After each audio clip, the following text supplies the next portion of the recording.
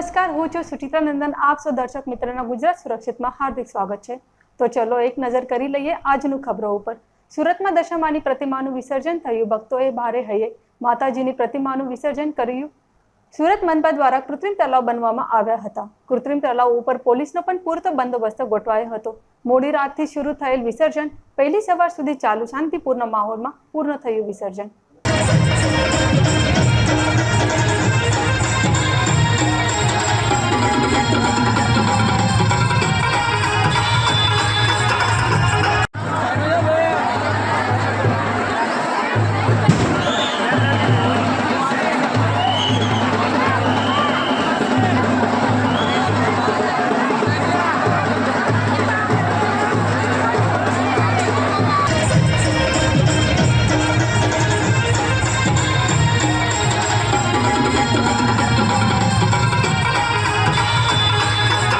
સુરત શહેરના લિંબાયતના Dumbhal fire station પાસે થયેલ હત્યાનો મામલો માત્ર ગણતરીના 24 કલાકની અંદર લિંબાયત પોલીસે એમનું ભેદ ઉકેલી નાખ્યું છે.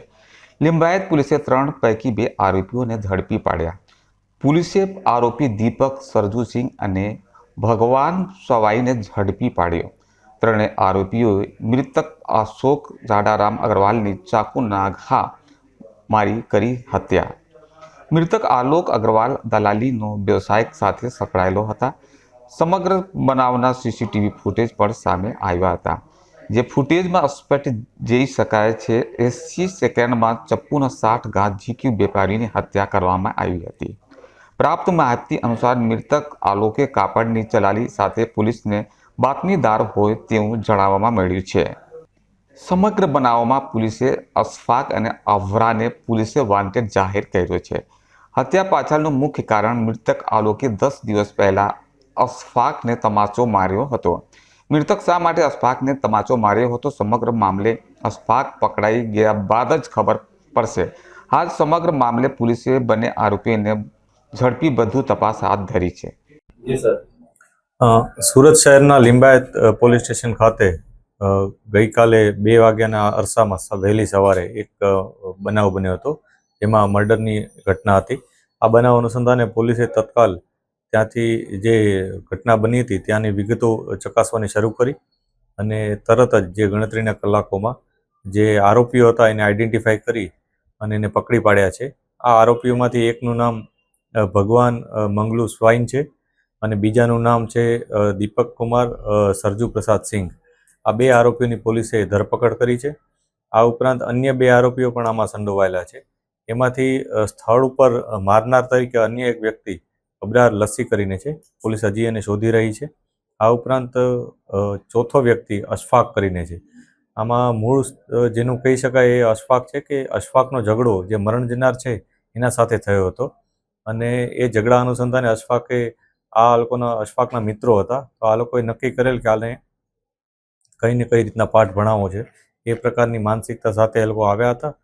ત્યાં જઈ અને એના સાથે આવી રીતના મારામારીનો બનાવ કરી અને એની હત્યા નિપજાવી હતી. આ બનાવ અનુસંધાને પોલીસે અન્ય જે 2 આરોપીઓ છે એની પણ ધરપકડની અત્યારે પ્રક્રિયા ચાલુ છે. જે ઘટના છે એમાં 2 આરોપીઓ જે પકડાયા છે દીપક કુમાર અને ભગવાન મંગલુ સ્વાઈન, આ બંને વિરુદ્ધ અગાઉ પણ એક ગુના છે, જેમાંથી દીપક કુમાર વિરુદ્ધ ડિંડોલી ખાતે કોરોના વખતેનો જે 188નો કેસ હતો એ અને જે જાહેરમાં જુગાર રમીને કરતો હતો એ પ્રકારનો કેસ નોંધાયેલો છે. આ ઉપરાંત જે અન્ય વ્યક્તિ છે ભગવાન સ્વાઈન, એના વિરુદ્ધ 135 જીપી એક્ટ 135નો ગુનો નોંધાયેલો છે.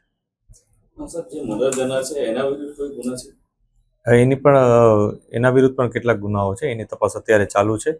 આ ઉપરાંત અન્ય જે લોકો સંકળાયેલા છે એના વિરુદ્ધ પણ અમે જે તપાસી રહ્યા છીએ કે એમાં કોણ કોણ કયા પ્રકારના ગુનાઓમાં સામેલ હતા. અને બીજી એક વસ્તુ એ છે કે આમાં જે લોકો ચોથાનું નામ આપે છે અશફાક, એને પણ એવિડન્સ અમે વેરીફાઈ કરી રહ્યા છીએ કે ખરેખર એ ઇન્વોલ્વ હતો, કઈ રીતના ઇન્વોલ્વ હતો, એ લોકોનો જે વાતચીત થઈ હતી એ વાતચીત અમે તપાસી રહ્યા છીએ અને એ મુજબ જે પણ એવિડન્સ મળશે એ મુજબ કાર્યવાહી કરવામાં આવશે.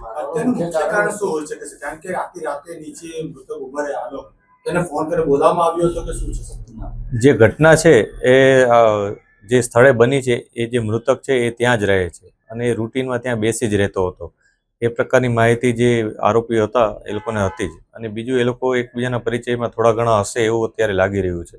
કેમ કે થોડા દિવસો પહેલાં જ્યારે આ લોકોના જે ઇન્ટ્રોગેશનમાં અમને વિગત મળી છે એ મુજબ અશફાક સાથે ઝઘડો થયો. એ ઝઘડાનું એક જાતનું વેર લેવા માટે જ આ પ્રકારની ઘટનાને અંજામ આપવા હોવાનું અત્યારે અમને જણાય છે. કેમ કે જે બાબતો ઇન્ટ્રોગેશનમાં મળી એની સાથે સાથે જે પુરાવાઓ મળી રહ્યા છે એ ઘણા બધા એકબીજાને મેચ કરે છે.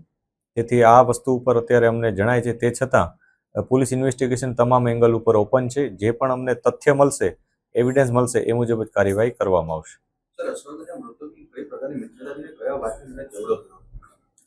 અશફાકનું ઝઘડો કયા વાતને લઈને થયો હતો એ બાબત તો જ્યારે અમે અશફાકને પકડશું ત્યારે જ અમે કહી શકશું.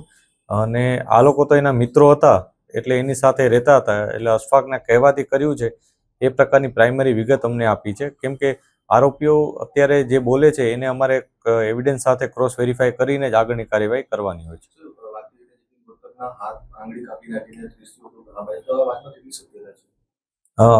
પોલીસે આમાં ઇન્વેસ્ટિગેશન કર્યું છે, ઇન્ક્વેસ્ટ પણ ભર્યું છે અને પીએમ રિપોર્ટ પણ આવનાર છે. એટલે પીએમ રિપોર્ટ ઉપરથી અમે કહી શકશું કે કેટલા ઘા છે. ઇન્ક્વેસ્ટ પંચનામા ઉપરથી આગળની વિગત મળશે. એના ઉપર 3 જણાએ મળીને એટેક કરેલો હતો એ સત્ય છે. એના ફૂટેજીસ પણ અમારી પાસે છે અને એના એઝ એન એવિડન્સ પણ અમે એ બાબતને લીધેલી છે. આ જે 3 આરોપીઓ છે એમાં 2 તો અત્યારે પકડાઈ ગયા છે. એ છે દીપક કુમાર અને ભગવાન સ્વાઈન. ત્રીજો છે એ અબરાર લસ્સી કરીને છે, એ માન દરવાજાનો છે. અશફાકનું સ્થળ ઉપરનું આ ઘટનામાં અમે શોધી રહ્યા છીએ કે સ્થળ ઉપર કઈ જગ્યાએ હાજર હતો, પરંતુ સીસીટીવીમાં 3 જણા છે એમાંથી અશફાક નથી. જે મરનાર હતો એ પોતે આમ તો એના ભાઈઓ સાથેના એના સંબંધો બિઝનેસના ને એના ડીલિંગ્સના ને એના હતા. આ ઉપરાંત એ ફરતો રહેતો હતો અને છોટા કંઈ નાનું મોટું કામ કરતો રહેતો, એ મુજબની વિગતો મળી છે.